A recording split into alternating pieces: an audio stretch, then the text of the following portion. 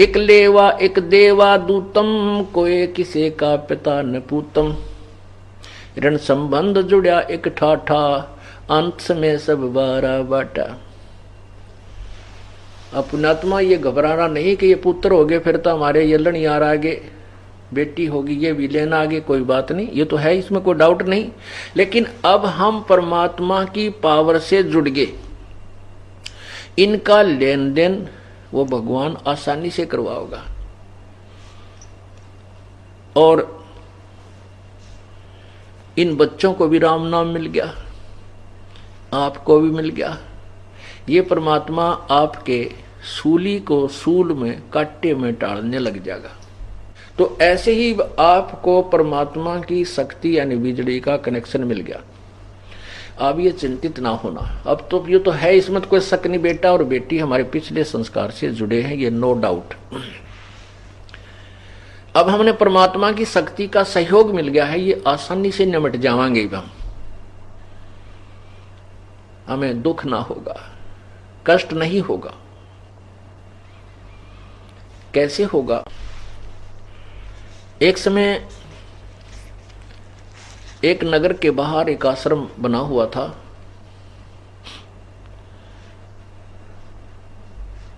और उस आश्रम में एक संत आता था। वहां महीना, 1.5 महीना, 2 महीने वो रुकता था, फिर अपने दूसरे आश्रम में चला जाता था। जब वो संत उस ग्राम के आश्रम में आता था, जो गांव से थोड़ी सी दूरी पर था, जैसे ये बरवाला से सतलोक आश्रम इतनी दूरी पर वो था, वहां बहुत से भगतजन उनके शिष्य थे। जब संत जी वहां रहने के लिए कुछ दिन आते थे, सटे करते थे, सत्संग सुनाया करते थे, तो उस समय उस गांव के जो शिष्य थे, अनुयायी थे, भगत थे, उन्होंने अपना एक नियम बना रखा था कि एक दिन का भोजन एक व्यक्ति एक दिन का भोजन कराएगा, घर से बनाकर ले जाएगा, और महात्मा जी को और उसके साथ जो 2, 4, 10 शिष्य रहते थे उनको, उनका सबका भोजन वो एक ही घर से जाता था। तो ऐसे वो प्रतिदिन प्रत्येक का नंबर बंधा हुआ था। एक दिन एक भक्तमती बहन का नंबर था, और उस दिन उसका दूध फट गया।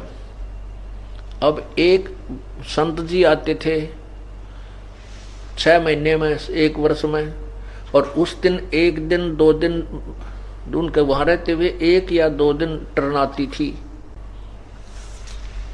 1 या 2 दिन टर्न आती थी। तो उसमें हर एक व्यक्ति, प्रत्येक श्रद्धालु बढ़िया से बढ़िया भोजन बनाकर, बढ़िया से बढ़िया भोजन बनाने की चेष्टा करता था।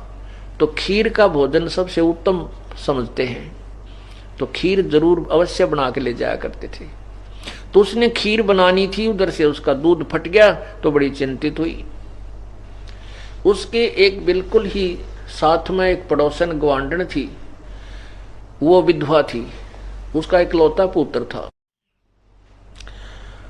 उस बहन जो शिष्या थी भगत संत की, उस भगतमती ने सोचा कि इस पड़ोसन के दूध है, गाय दूध देती है या भैंस जो भी, और इससे दूध उधारा ले लेती हूं, इसको शाम को दे दूंगी। तो उसके पास गई कि बहन, कुशल मंगल पूछा। कुशल मंगल, क्योंकि किसी से कोई आइटम मांगने जाता है इंसान पहले भूमिका बनाता है। उस बहन ने जाकर के, उस भगतमती ने जाकर के उस बहन से कहा कि बहन कुशल है, बच्चे क्या कर रहे हैं? ये बात सुनकर वो विधवा बहन रोने लगी, बहुत बुरी तरह रोई। कहने लगी, बेबे बहन, मेरे से दुखी इस संसार में कोई स्त्री नहीं है, कोई औरत नहीं है। पहले तो पति की मृत्यु हुई, वो पहाड़ टूटा दुख का, और ये बच्चा अकेला मेरा एक पुत्र है,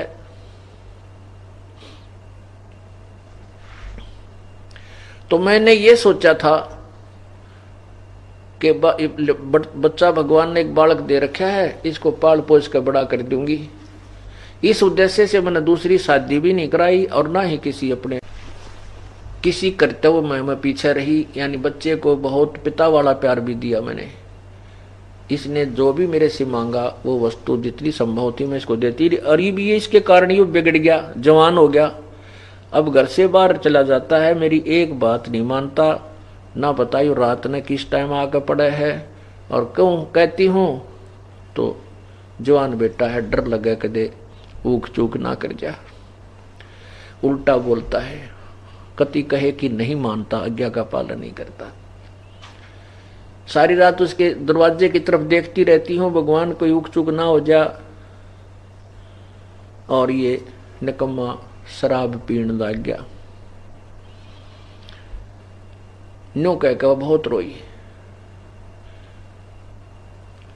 उस सत्संग में जाने वाली बहन ने कहा कि बहन तू एक बात मान मेरी, हमारे साथ सत्संग में चला कर, यूं तो तू रो रो कर मर लेगी, यहाँ सारा दिन यह बात तेरे मन में घूमती रहती है, आप मेरे साथ सत्संग में चला कर।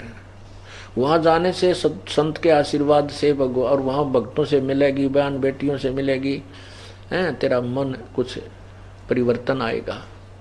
तो वो लड़की कहती है कि वो जो लड़की विधवा थी वो कहने लगी, बहन मैं नहीं जा सकती तुम्हारे साथ, क्योंकि तुम्हारे सिर पे धनी है, तुम्हारे पति जीवित हैं, तुम्हें दुनिया कुछ नहीं कहेगी, और मेरे पति है नहीं, और मैं आगे सत्संग में जाने लगी क्योंकि तुम रात्रि में भी जाते हो, तो जनता ना बने के जाने के मुंह बनावेगी, मेरा तो जीना आराम कर देंगी।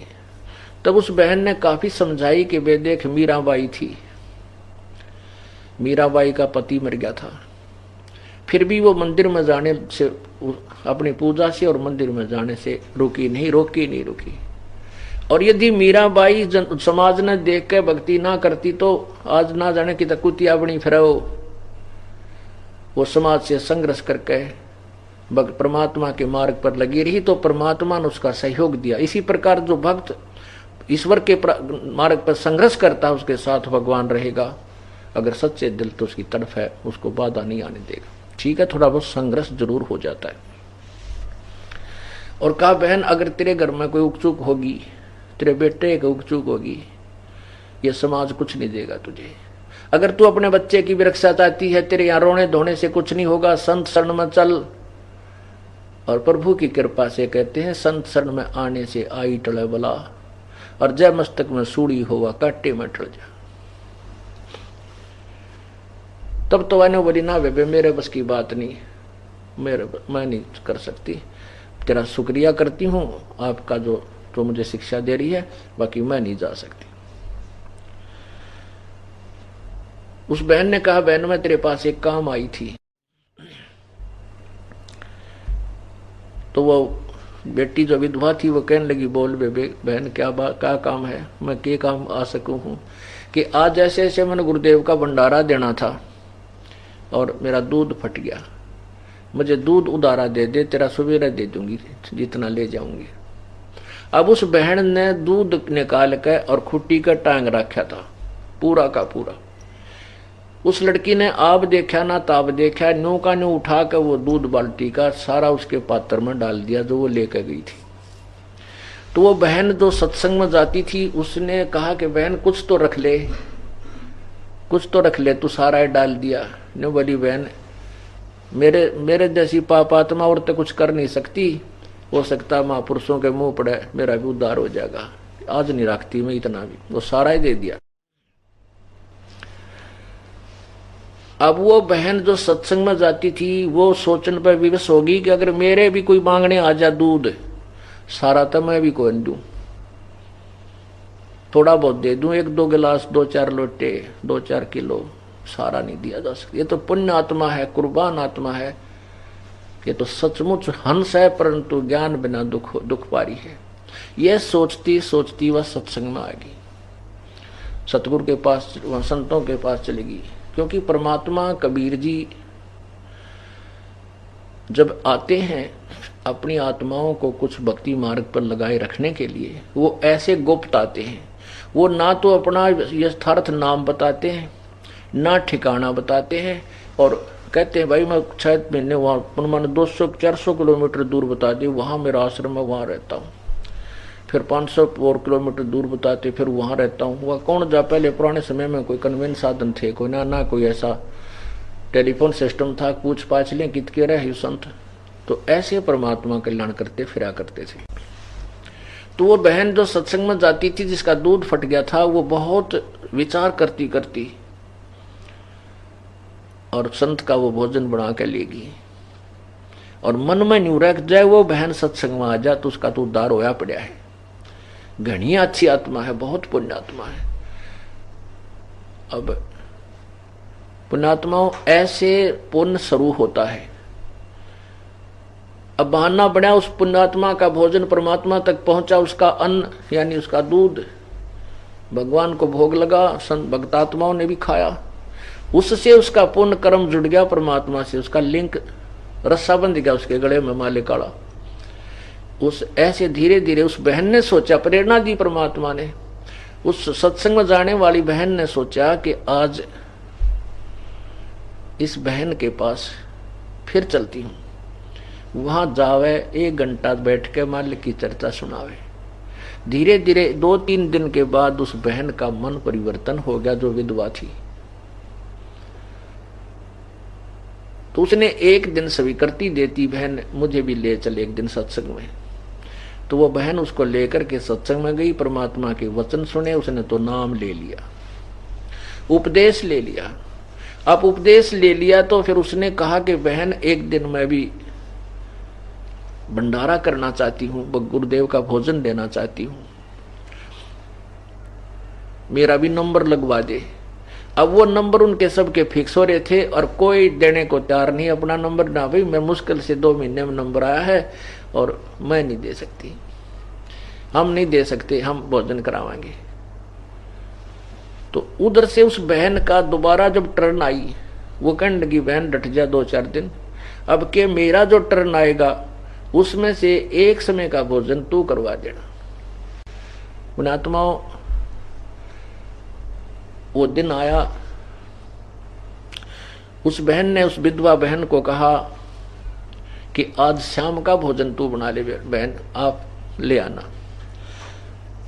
तो उसने बड़ी खुशी मनाई और फुल्ली नहीं समावे, सारे चूल्हे लिपे, नहा धोकर स्वच्छ कपड़े पहन कर संत का भोजन तैयार किया, खीर बनाई, 2-3 प्रकार की सब्जी बनाई। अब क्या हुआ, उसका इतना तेज बुखार हो गया कि उसकी हिम्मत नहीं रही 10 कदम भी चालन की लड़की। अब वो लड़की अपनी बदकिस्मत को, दुर्भाग्य को कोस रही है, हे भगवान मैं कितनी दुष्ट आत्मा हूं, हाथ पैर जोड़ के तो मैंने टर्न ली भगवान के भंडारे की, और आज यदि मैं ये भंडारा नहीं लेकर गई, वहां संत का भोजन नहीं पहुंचा सकी, तो आगे मुझे कोई भी अपनी ये टर्न नहीं मिलेगी, मुझे सौभाग्य नहीं प्राप्त होगा भविष्य में संत के भोजन कराने का। क्योंकि सत्संगी भाई बहन कहेंगे कहते हो तब हम भी गुरुजी भूखे रख दिए तने हैं और समय पर भोजन नहीं पहुंचा सकी, आगे तुझे टर्न नहीं मिलेगी। वो आप पर सोच रही है कैसा होगा, और कति हिम्मत नहीं, 10 कदम नहीं चल सकती, इतना तेज बुखार हो गया। और उसको ये मालूम था कि मेरा बेटा, पहली बात तो वो आवे को ना 12 बजे तो पहले, और आ गया तो वो क्या नहीं मानता। अब क्या होता है, अब क्या होता है कि उधर वो लड़का क्या था, वो चोरी करा करता, कि रोजाना माँ कहां से दे उसको शराब पीने के पैसे, वो चोरी करने लग गया, वो एक गिरोह में मिलकर। तो उसके साथियों ने, चोरों ने स्कीम बनाई कि भी आज रात ने राजा के महल में चोरी करांगे, और राजा की रानियां के ना 9-9 लाख के हार है भाई, एक हार हाथ लग गया ना, ओहो बस मौज माच जाएगी, कोठी बनावांगे, न्यू कर लेंगे, शादी करावांगे। वो शेख चिल्ली वाले उन्होंने अपनी खूब पुल बांधे। तो उन्होंने अपना प्रोग्राम तय कर लिया कि रात ने 12 बजे वहां मंदिर में आ जाना और वहां 12 बजे के बाद फिर चोरी करने इकट्ठे चलेंगे। अब वो लड़का, इसलिए वो जल्दी आ गया, खाना खुना खा लूं और फिर रात ने वहां चलना है। वो लड़का आ गया शाम को वक़्त से। उसकी माँ ने कहा, बेटा एक काम कर, आज तो मेरा सारी कहानी बताई कि मैंने ऐसे ऐसे गुरुजी के भोजन का आज नंबर ले रखा है और आज मेरा बुखार हो गया बेटा, देख। उस लड़के ने हाथ पकड़ कर देखा, माँ का बुखार बहुत तेज। कहा, माता जी, माँ आपका तो बहुत तेज बुखार है, सचमुच आप तो आग की तवे की तरह गर्म हो, आप विश्राम कर लो। उसकी माता जी ने कहा, ठीक से बेटा मैं विश्राम कर लूंगी, पर तू एक मेरा काम कर दे। आज मैंने गुरुदेव का भंडारे यानी भोजन के लिए समय मांग रखा है, यह भोजन तैयार कर दिया। पुत्र मैं जा नहीं सकती, मेरा चला नहीं जाता, आप ये भोजन उस आश्रम में दिया पहुंचा दो। अब वो लड़के ने सोचा 7 बज गए, 7 शाम के 7:30 बज रहे, गर्मियों के दिन थे, 7:30 8, और जाऊंगा वहां मन मान 1 घंटा लग गए, 2 घंटे लग जाए, और कहीं ऐसा ना हो कि मैं उस चोरी वाले गिरोह में, चोरी वाले जो रात्रि के प्रोग्राम थे जो ना, वंचित ना रह जाऊं। इस बात से वो कहने लगा, मैं ना जाता। उसकी माँ बोली, बेटा आज मेरा यू काम कर दे, तेने जिंदगी में काम नहीं कहूंगी, आज मेरा यू कार्य कर दे बेटा, तेरा हाथ जोड़ू मैं। पर वो ना माना, नाड़ी ने बोली, ना मैं ना जाता। और उसको उल्टा माँ को कहता है कि माँ तुम वहां मत जाया कर सत्संग में, दुनिया बिरना के कहे तेरे बारे में, मैंने बहुत ऊंची नीची सुननी पड़ती है। वो दुष्ट आत्मा स्वयं चोरी करे, दारू पी, और माँ ने जो सत्संग में जाओ उसको लाना दे, तो वह माँ बहुत बुरी तरह रोने लगेगी। ये भगवान, इस जीवन का अभी सोचा था कि शायद ये जीवन अब सफल होने की तरफ चल रहा है, मालिक कि मैं इतनी निर्भाग औरत हूं, आज के बाद मेरा सत्संग में जाना भी नहीं बनेगा, क्योंकि मैं के मुंह दिखाऊंगी वहां जाकर के, कैसे जा सकूंगी। ऐसे सोच कर बहुत बुरी तरह रोने लगी। तो लड़के ने फिर दया आ गई कि माँ तो बहुत बुरी तरह रो रही है, हिसाब लाया, जल्दी जल्दी जाकर दे आऊंगा, 2 घंटे लग जाएंगे, गणे गणे 8 बजे हैं, 10 बजे तक आ लूंगा। तो कहने लगा, ला माँ दे, क्यों रोए है, मत रो, मैं पहुंचा देता हूँ आपका ये भोजन। उन्होंने बांध कर दर रखा था, वो पकड़ा लिया, अगले बेटा तेरा बुलाओ, ले जाए इसने।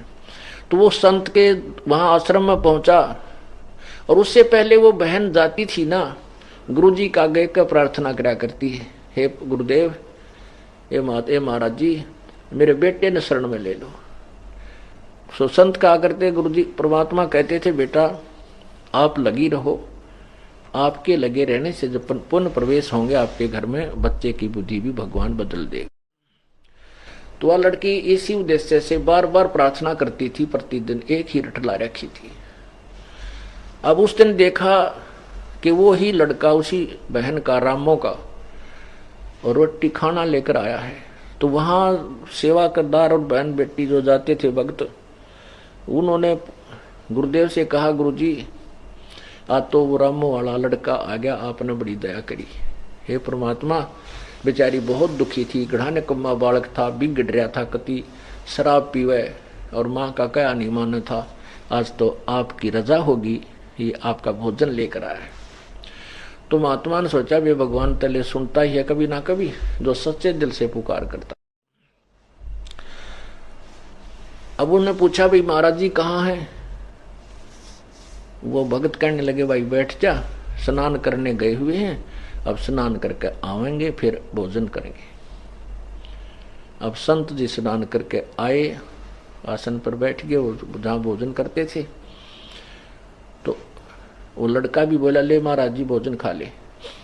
उस जो भगत थे उन्होंने उस लेकर उस लड़के से थाली में मालिक संत के सामने परोस दिया। संत जी ने सोचा, वह बेटी बहुत दुखी है, इस बच्चे ते थोड़ी सी देर इस बालक ने समझा दूं, इसको कुछ ज्ञान दे दूं, बस तो रुकेगा नहीं, क्योंकि इसकी जल्दी जाने की नीयत है। तो संत जी भोजन आगे रखा हुआ है और उसको उपदेश देने लगते हैं, बेटा माता पिता की आज्ञा का पालन करना चाहिए, और ऐसी माँ नहीं मिलेगी जो बच्चे को भगत बनावे। और बेटा शराब पीना बहुत पाप है, शराब में ये अवगुण होते हैं, ऐसा होता है भगवान की भक्ति ना करने से इतने कष्ट आते हैं। वो लड़का कहता बाबा जी रोटी खा ले जल्दी, मैं तेरा प्रवचन सुनना आया, मैं तो मेरी माँ दुखी हो रही थी इसलिए तेरा ये टिकड़े लेकर आया हूँ, खा ले जल्दी, मेरे बर्तन दे और जाऊं। वो इतना नाड़ी था। तो वो संत जी मन मन में सोचते हैं भाई वाले बेटी ठीक करो, है तो कति दुष्ट आत्मा है, इसका तो 1% भी ना शर्म ना लिहाज, बड़े छोटे की भी कोई ना। तो संत जी अपना रोटी खान लागे के माथा मारो डांगर गेला। तो उसने संत जी ने खाना खा लिया। खाना खाने के बाद कहने लगे भाई बर्तन साफ कर दो और इस बच्चे ने दे दो, वो जो दूसरे सेवक मारे थे। वो लड़का बोला, उसने सोची ये आध घंटा धोआ दाई करेंगे, न्यू बोला ला मेरे न्यू के न्यू पकड़ा, मनवार हो से देर होती है। वो यूं के यूं उठा कर जूठे साचे बर्तन बांध कर बस स्पीड तो चल पड़ा। क्यों, उसने तो रात के 12 बजे दिखे थे, वो रानिया के हार दिखे थे नालायक ने। तो वो बहुत जल्दी जल्दी चला आ रहा था। रास्ते में उसके पैर में कांटा लग गया, अच्छी लंबी बबूल की का कांटा, यानी वो सूल चल गई पैर के अंदर, घुस गई, पूरी टूट गई अंदर। अब इतना दरपीड़ा होने लगी उसके कि एक पैर से वो लंग करने लग गया और धीरे धीरे पैर टेकता हुआ एक पैर का एक हिस्सा लंग करने वाले पैर का किते किते टेक के वो चल रहा है। जब वो माँ अपने घर पर पहुंचा तो बर्तन जाकर पटक कर मारे और माँ को खरी खोटी सुनाने लगा। वो नालायक कहने लगा कि आज गया था तेरे सत्संग में, बड़ा कर दी बात, गुरुजी ऐसे कर देते हैं, भगवान के दरबार में जानते नो हो जाए, ठीक हो जाए, फलान हो जाए, ये सब बकवाद है। और आज मेरे पैर में कांटा लग गया, वहां गया था, आज पाछा मुंह भी ना करूं तेरे सत्संग का, ना चाहे भूखा मरो तेरा गुरुजी है। आज मेरा पैर में कांटा लग गया, मेरा चलिया भी ना जाता। तो वह माई ने सोचा ये भगवान देख किसे दुर्भाग्य मेरा, हे परमात्मा इसका ये कांटा भी आज लगना था, ईशान्य को मारना मन न जान देना आप जाओ आज के बाद। देखिया के हुई मेरी माड़ी किस्मत ने, अपनी किस्मत ने रो रही है कि भगवान यू के बनी, हे परमात्मा इसका यू कांटा लग गया, यू तो घना निकम्मा बालक से। तो उसने फिर उठी बेचारी ने, पहले जैसा भी देसी ट्रीटमेंट घर में हुआ करता, तेल पानी का फोआ सा बनाकर उसका बांध दिया कि बेटा सवेरे कांटा निकलवा दूंगी।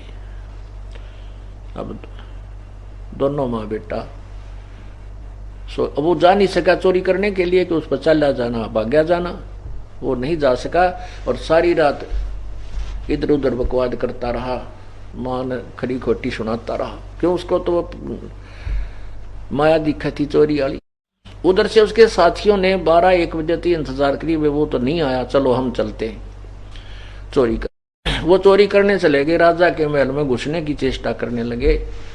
तो वहां सिपाहियों ने उनको पकड़ लिया, अरेस्ट कर लिया और सुबह राजा के दरबार में पेश किया।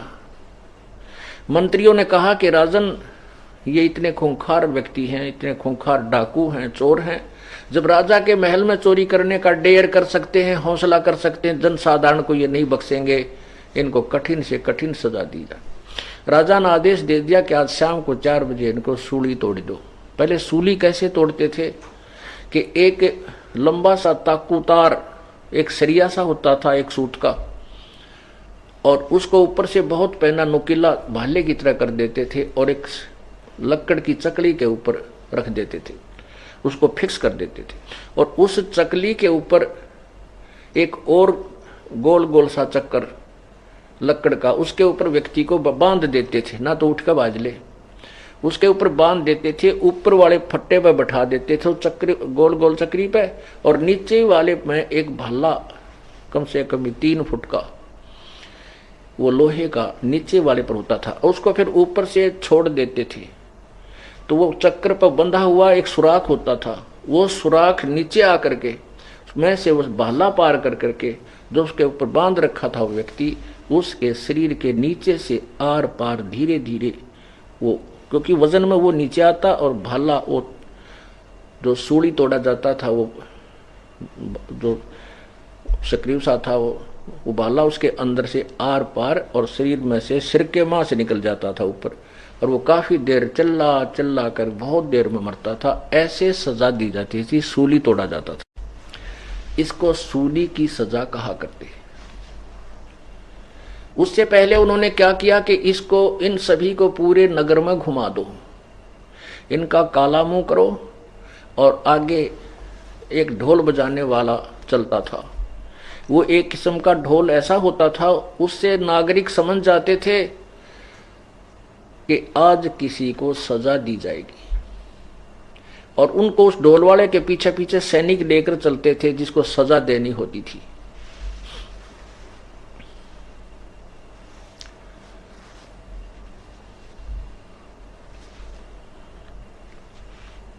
तो वो गांव नगर में एक चारों तरफ गली गलियों में घुमाते थे। तो उन 4-5 जो उनके साथी थे उस लड़के के, उनको सजा दे देगी, 4 बजे सूली तोड़ा जाएगा और अब इनको सब ग्राम में घुमा लो। तो सुबह सुबह 8-9 बजे 10 बजे सी उनको पूरे नगर में का गुमान लग रहे, वो ढोल बाजता हुआ चल रहा है। तो उस समय सभी ग्रामीण अपने अपने घरों से बाहर निकलकर देखा करते, आज किसको क्या सजा मिलेगी, कौन है जिसको आज सूली की सजा मिलेगी। तो उसकी मां ने सुबेरा, उस लड़का जो उन चोरों का साथी था, उस विधवा बहन का पुत्र था जिसको कांटा लग गया था, तो मां ने सुबेरे उठकर वो कांटा निकाल दिया। उसके बाद जब वो ढोल बजता हुआ आया, दोनों मां बेटा घर से बाहर निकलकर गली में खड़े हो। जब वो गली में से निकले, उसके साथी उस लड़के ने पहचान लिए। वो पुलिस वाले उनका डंडे मारे और कहें आवाज लगाओ। वो क्या कहते, हम चोर हैं। क्या बोल रहे हैं, हम चोर हैं, हम चोरी करते हैं, हम पापी हैं। आज रात्रि में हम राजा के चोरी करने गए थे, उसके प्रतिफल में आज 4 बजे सूली तोड़ा जाएगा। कोई सुनता हो तो कोई भी चोरी ना करियो, कोई पाप ना करियो। नो करते हुए जा रहे हैं और पुलिस वाले उनका डंडे मारते हुए चल रहे।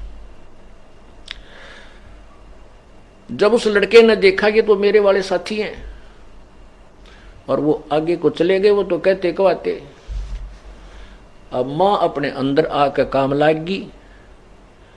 अब वो लड़का बहुत सतब्ध रह गया। वो तेरा गजब हुई, आज तो तू भी सूली टूट जाता, आज तेरी मृत्यु थी। यदि तू ये तेरा कांटा ना लगता तो आज तेरी भी मृत्यु थी। अब पुण्यात्माओं, जब तक मृत्यु ना दिखती ना, इतने ये इंसान बकवास बहुत करे, और जब मौत दिखाई दे इसका कति पसीने छूट जाते हैं, कोई भी चाहे राष्ट्रपति क्यों ना हो। तो उसने सोचा, उस समय इसका सारी बात याद आई, तो अंदर आके अपनी मां से बोला, मां रोने लग गया बुरी तरह। क्या हो गया बेटा? अपनी मां के सीने से चिपट गया और रोए रोए। उसकी मां बोली, बेटा क्यों रोए है? तक कांटा भी निकलवा दिया तेरा, क्या पीड़ा है मेरे चांद बताइए। ने बोला, मां बुलाओ तेरे गुरुजी का, और बुलाओ तेरे सत्संग का, उसका भोजन लेकर गया तेरे संत का। और मुझे अगर कल कांटा ना लगता, ये मां तेरा बेटा नहीं था, तेरा बेटा आज सूली टूट जाता। हे मां, तू किसके सहारे रहती? मतलब उस समय इतनी मार्मिक बातें कह रहा हुआ, मां भी रोने लगी। अग बेटा, मेरा बेटा क्यों सूली टूटे? सूली टूटे वो चोर जो चोरी करते हैं, मेरा बेटा चोर थोड़ा ही है। उन्होंने बोला, मां हाँ तेरा बेटा चोर भी हो गया था, मां मैं इनके साथ जाना था, और इसी कारण से मैं आपके संत की रोटी नहीं देने जाऊं था, कहीं मैं पीछे ना रह जाऊं। और जय कल मेरा सूली या सूल ना लगती, कांटा नहीं लगता, मां तेरा बेटा नहीं था। तब वो मानो करी नकम्मे, चल शराब तो तू पिया करता, अरे दुष्ट तो चोरी भी करने लग गया था। हाँ मां कति गिर गया था मैं, और कान पकड़ता हूं दोनों, आज के बाद कोई बुराई नहीं करूंगा, और अपनी मां के साथ सत्संग में जाया करूंगा। बोलो सतगुरुदेव। तो परमात्मा कहते हैं, बंदी छोड़ अपनी महिमा। आप बताते हैं कि संत शरण में आने से आई टले बला, और जय मस्तक में सूड़ी होगा काटे में। अगर आप ये वीडियो YouTube पर देख रहे हैं तो हमारे चैनल को सब्सक्राइब करें और बेल आइकन को दबाना ना भूलें। अगर आप Facebook पर ये वीडियो देख रहे हैं तो हमारे पेज को लाइक करें।